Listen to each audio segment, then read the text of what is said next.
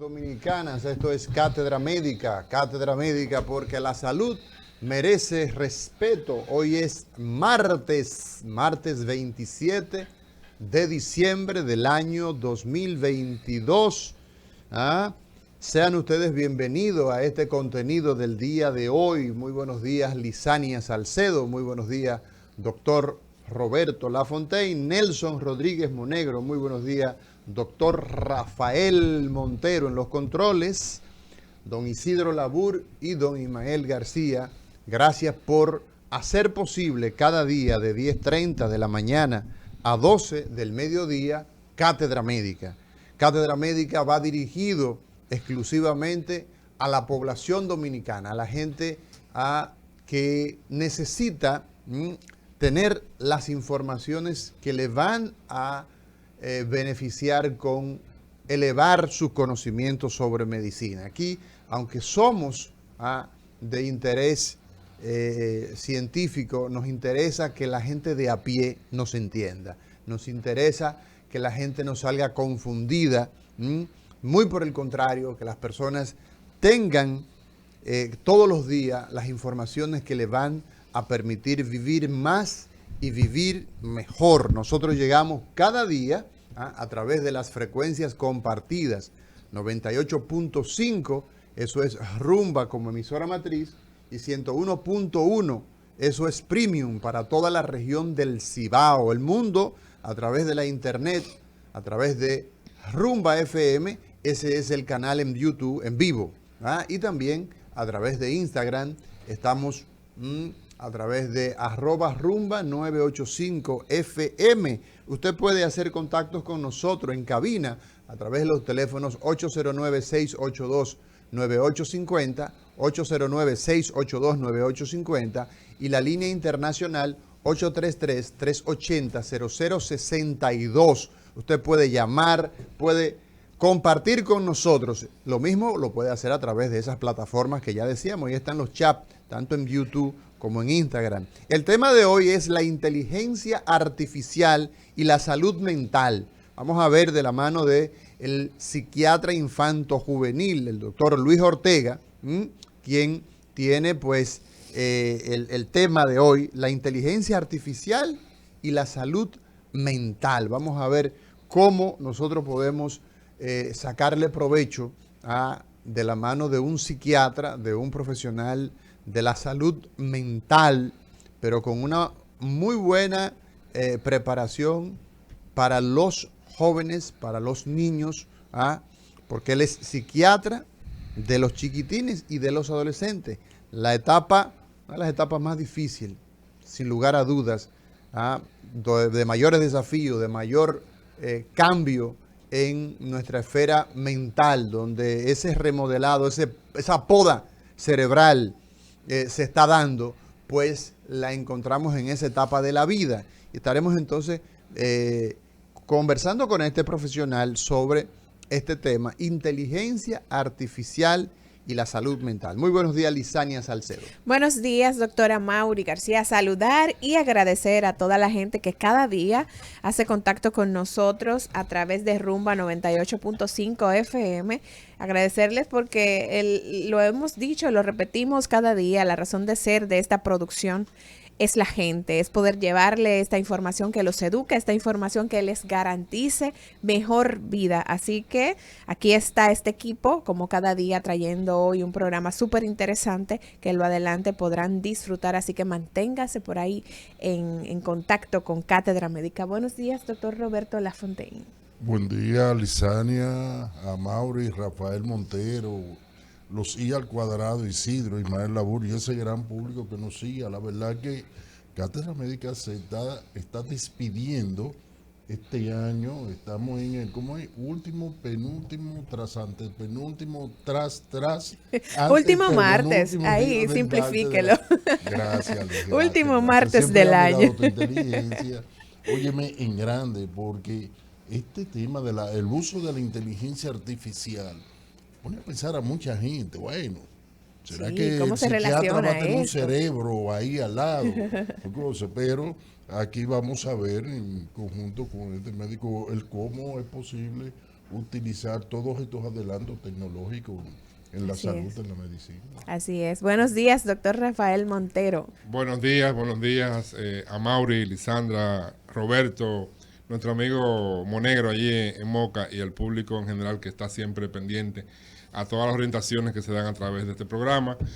Como decía La Fontaine, yo cuando hablaron del tema de inteligencia artificial pienso que el doctor traerá algún cerebro Un robot artificial por ahí. para ver si luego podemos hacer un trasplante. Así que espero que aprendamos mucho sobre este tema. Martes lluvioso, fin de año, así que estamos aquí para las orientaciones necesarias de estos 4 días que le faltan al año 2022.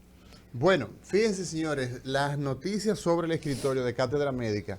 El hospital conocido como el hospital móvil, hospitales móviles en la Sursa, cerraron. Se fueron de vacaciones. Se fueron de vacaciones. Yo, de verdad que me gustaría hablar con Carlos, quien es el relacionador, el encargado de comunicación, porque la verdad es que esta noticia a mí me resulta chocante que en medio de una declaratoria de, ¿verdad?, una situación de alerta,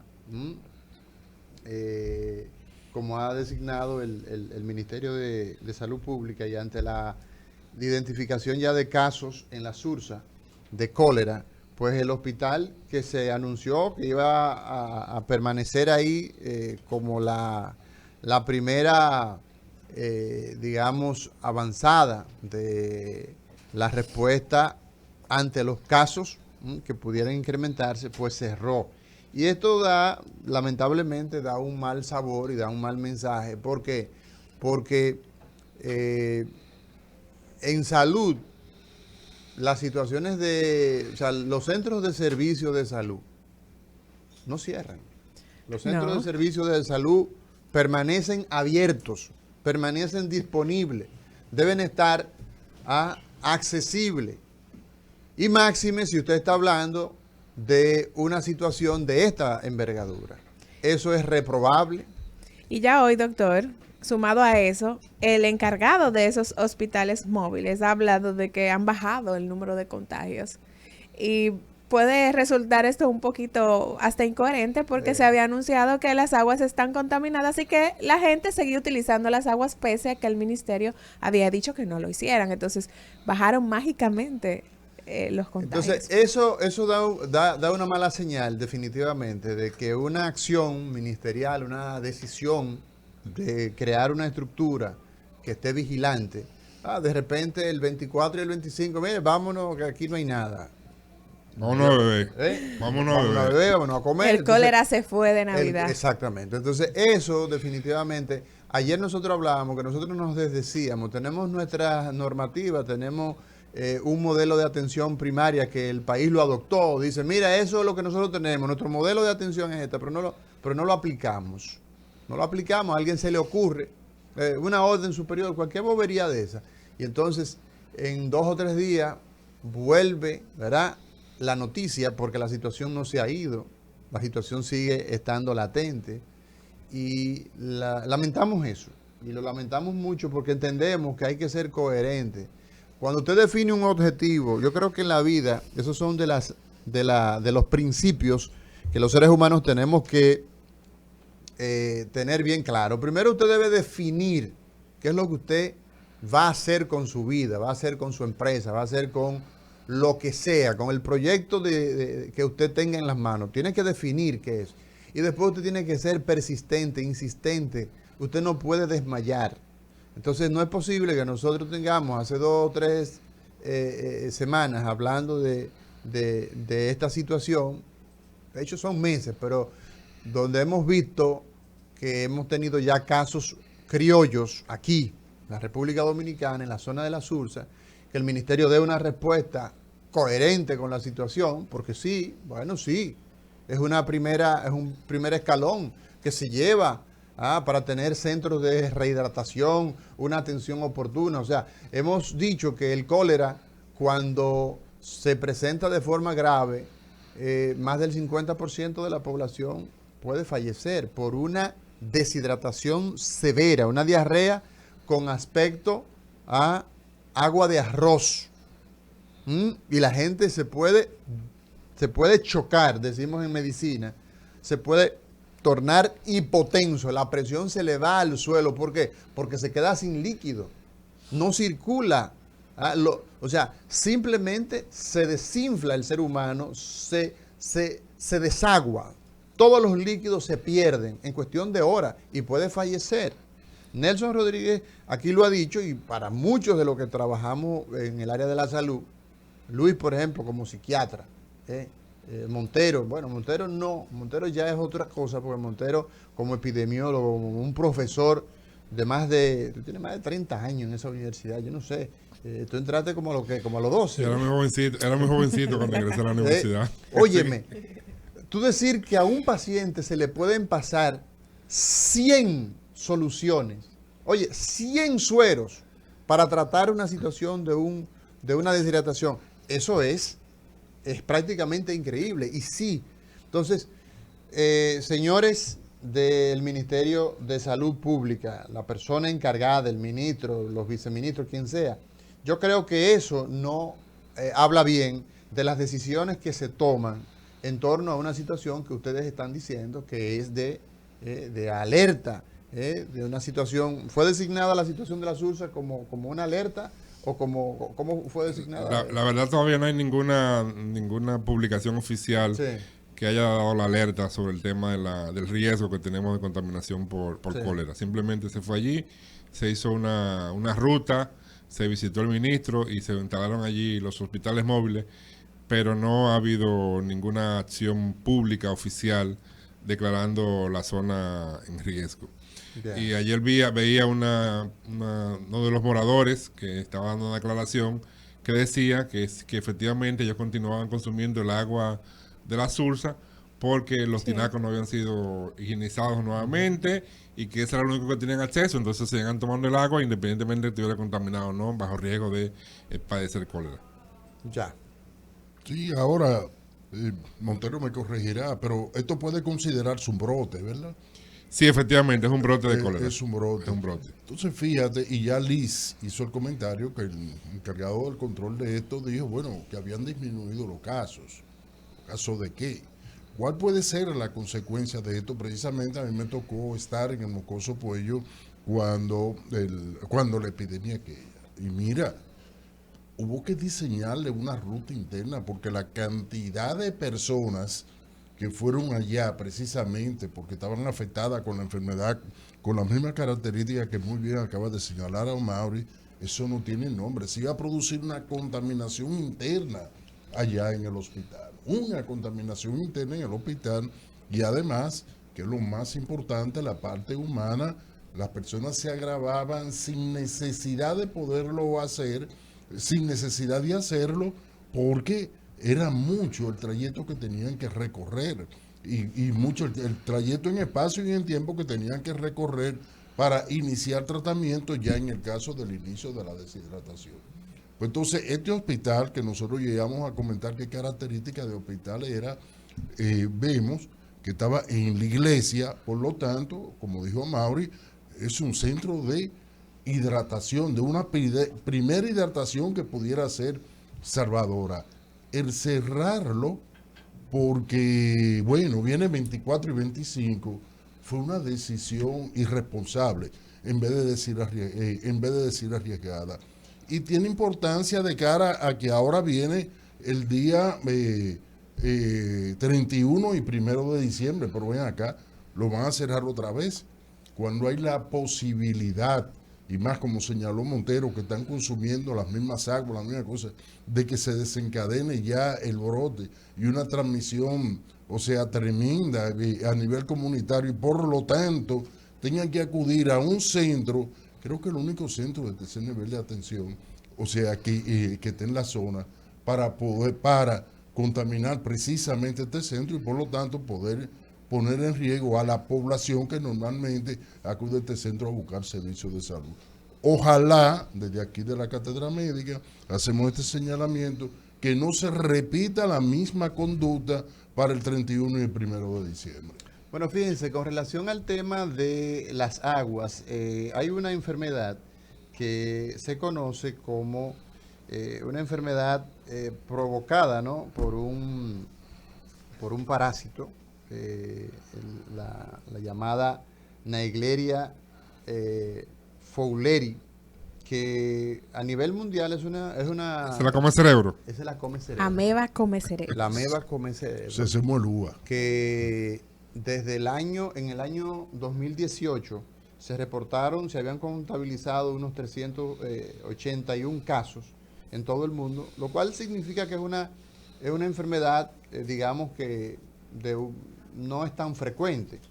Sin embargo, los centros de control de enfermedades, los llamados CDC de Estados Unidos, han informado que esa enfermedad tiene una tasa de mortalidad altísima, sobre el 97%. Eso para el año 2021. Y en Corea del Sur, pues se ha dado la primera víctima mortal a propósito de esta enfermedad. Y el asunto es que esta Naegleria es un organismo que vive en aguas con características de aguas cálidas. Y entonces las personas que se bañan en esos manantiales, en esos ríos, con esas aguas donde ya esos lagos, ríos, manantiales, en fin, aguas dulces, que ya han sido identificadas como contaminadas con la Naegleria, pues corren el riesgo de infectarse. Y entonces la transmisión se da puesto que este patógeno entra a las fosas nasales y por los orificios que conectan al cerebro, atraviesa entonces y pasa al cerebro, provocando un cuadro de fiebre, de vómito, náusea, en fin, y rigidez de nuca, y finalmente entonces produce una meningitis que terminará siendo una encefalitis, en fin, una infección del sistema nervioso muy, muy, muy grave. Y entonces la enfermedad se transmite por esta vía. La transmisión de humano entre personas pues no se da. Entonces esta es una situación que hay que estar pendiente. El mundo de hoy es un mundo donde la gente se mueve mucho y las enfermedades de la misma manera también se mueven. La fiebre amarilla, por ejemplo, la peste en Europa, la gripe española, se extendían bárbaramente por situaciones muy particulares en su momento. Hoy día vimos, por ejemplo, que en 2 años la pandemia tomó a todo el mundo prácticamente por la gran movilidad que tiene el ser humano en el día de hoy. Entonces hay que estar pendiente de eso. Rafael Montero. Sí, en sentido general yo pienso que en República Dominicana tenemos una tarea pendiente, que es resolver el tema del consumo de agua. Leí ayer el último informe de la encuesta en hogar, y decía ese informe que apenas el 53% de las viviendas de República Dominicana tienen acceso intradomiciliario a agua potable. ¿Cuánto? 53%. O sea que hay un 47% que no recibe agua en su casa. En su casa, no la recibe. Por lo tanto, tiene que almacenarla, tiene una serie de riesgos de transmisión de enfermedades hídricas. De manera que es un tema pendiente, son de las cosas que están por resolverse en República Dominicana, y yo creo que el gobierno que un día decida invertir en suministrarle agua potable a la gente en su casa y resuelva este problema, será el mejor gobierno que tendrá República Dominicana. Es que el tema del agua, señores, lo hemos dicho tantas veces, existen unos determinantes sociales de la salud. Y entre esos determinantes sociales, en primer lugar está el tema del agua. O sea, si usted no tiene agua potable, si usted no tiene la posibilidad de recibir en su casa agua para su manejo, pero esa agua con la posibilidad de usted de potabilizarla, de hervirla, en fin, lo que sea. Eso genera un problema base, un problema troncal. Y desafortunadamente, el nosotros conocer de estas estadísticas nos dice a nosotros, mira, esos son aspectos que no tienen que ver con un hospital, no tienen que ver con una acción del Ministerio de Salud, ni que se parezca. Sin embargo, eso define la salud y la enfermedad. El no contar con un servicio de agua de manera permanente que llegue a la casa. Entonces, aquí decía el ingeniero Bachar, no sé si tú recuerdas, Liz, en un programa que tuvimos sobre agua, decía él que el costo que tiene el tema del agua en la República Dominicana es prácticamente, es imposible tú calcularlo. La cantidad de energía que tú requieres, por ejemplo, el almacenaje en las cisternas, el tomar un pozo para extraer agua del subsuelo, so pena de que ese pozo, o sea, a pocos metros de ese pozo donde tú estás sacando agua para el consumo de todas esas torres en las que nosotros vivimos, de todas esas torres, a pocos metros hay otro tubo que es para eliminar las excretas. O sea, un desorden total. Pero el agua, por ejemplo, tú tienes que comprarla en botellitas, en botellones. Tienes que tener un tinaco. O sea, aquí hay cuántas aguas. El tema del agua aquí es el agua que escasamente llega de las coras, ¿verdad? Esa es una. El agua que tienes que almacenar, o porque tú la almacenas de la que viene de la cora, o porque tú la sacas del subsuelo. El agua que tú la llevas a un tinaco. La cisterna, la ladrona que tiene que colocarla. O sea, es un problema muy fuerte el que nosotros tenemos, y todo eso traduce en que en un distanciamiento cada vez es más lejos que el ser humano, el dominicano, disponga de un servicio que sea, prácticamente tenemos acá 4 aguas. Sin embargo, tenemos en el Congreso una legislación que aspira a regular todos estos temas, que tiene más de 20 años en discusión en el Congreso Nacional, que es la ley de aguas. La ley de agua. No se han podido poner de acuerdo los legisladores y la sociedad en sentido general, y entonces tenemos esa tarea pendiente y hay que resolverla. Y el agua, como decía un comercial cuando yo era pequeñín, ¿verdad? Ya cumplimos 47 años. Óyeme,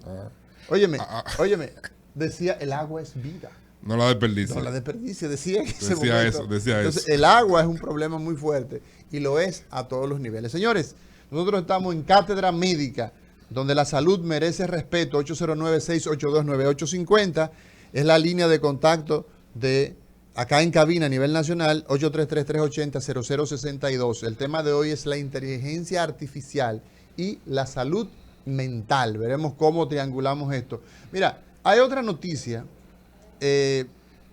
donde vincula la región de América Latina como una de las regiones, la región más violenta del planeta para la infancia, en los lugares donde no están en guerra, donde no hay problemas de un estado bélico. Y bueno, vamos a ver, yo creo que tenemos algunas personas que quieren opinar. Adelante, buenas, Cátedra Médica. Bueno, escúchame si incidento su tema. No, Cátedra Médica, adelante, díganos. Es cierto que los inhaladores que usan los asmáticos Sí. agrandan el corazón. Bueno, nosotros lo vamos a opinar mañana. ¿Usted sabe con quién? Con el doctor Ángel González Medina, por los efectos que tienen muchos de estos fármacos en relación a los receptores cardíacos. Así que le debemos esa respuesta para el día de mañana.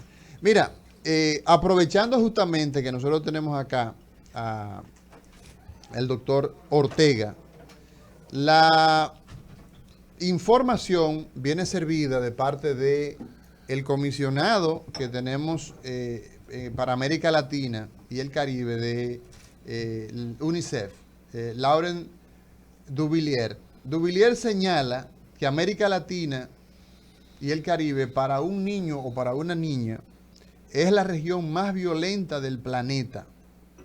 Si nosotros sacamos los países que están en guerra, Afganistán, esos países que están en permanente conflagración, y venimos a esta parte del mundo, hace ese señalamiento. Dice que 2 de cada 3 menores de 14 años ha recibido violencia doméstica.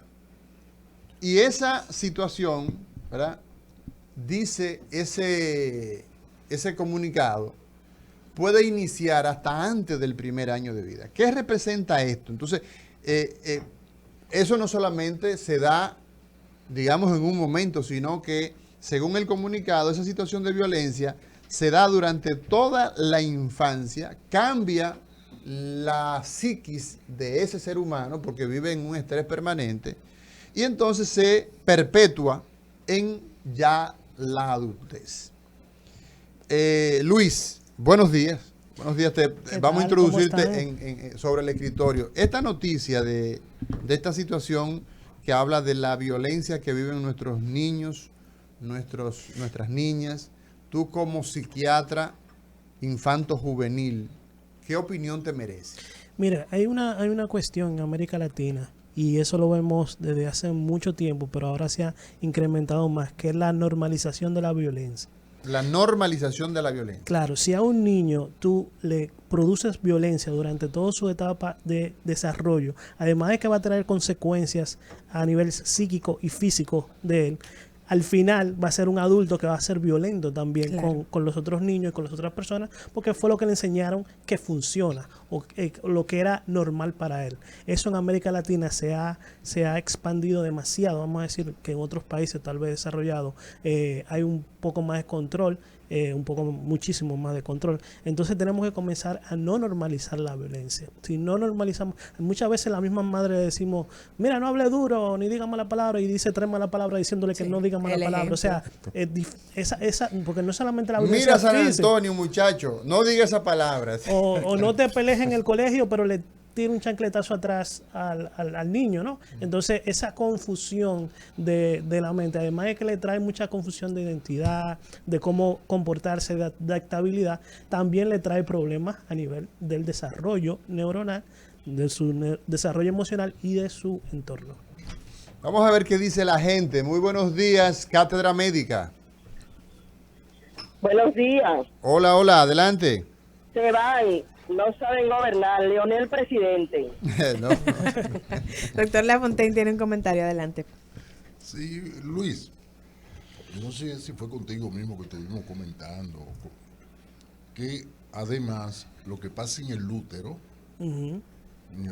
si tomamos en cuenta que las glándulas suprarrenales comienzan a producir sus hormonas, cortisol y todo eso. Cortisol, las noradrenalinas y todo esto, a partir del segundo mes, creo que se determinó. Entonces, estos niños, por lo regular, viven en un hogar violento.